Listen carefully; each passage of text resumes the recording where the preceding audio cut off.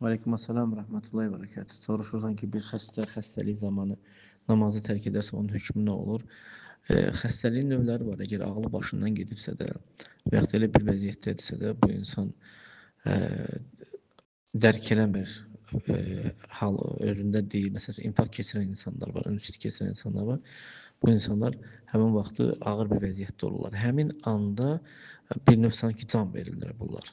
Yəni məsəl üçün infarkt keçirən insanda və infarktın dərəcələri var ki, onlar nəinki durub dəst namazı alıb namaz qılmaq üçün, onlar ağrıdan fikirləri başqa yerə belə getmir. Heç nə dediklərini belə bilmirlər. Yəni çığırtıdan bilirsən şiddətli ağrı olur, vurur bellərinə.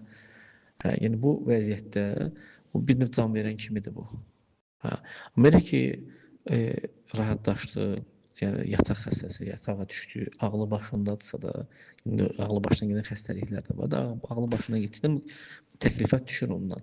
Amma ağlı başından getməyən xəstəliklər yatağa düşdükdə insan dəstəmaz alır, dəstəmaz ala bilməsə də ona aldırtdırılır. Əgər aldırtdırıla bilməsə dəstəmaz təyammüm olunur. Əgər ola bilsin balnisada onu belə deyək də diqqət yetirilən bir otaqda saxlayırlar. Hansı ki, ora torpaq salmaq olmaz və yaxud da təyammüm edilməsi buna oxşar. Bu halda bu insan iki təmizliyi niyyət edir, həm təyammümünü, həm dəst namazını niyyət edir və eləncə o formada namazını qılır. Hətta tərpənə bilməsə belə gözlərindən namazını qılır. Bütün hallarda namazın tərkinə üzr yoxdur.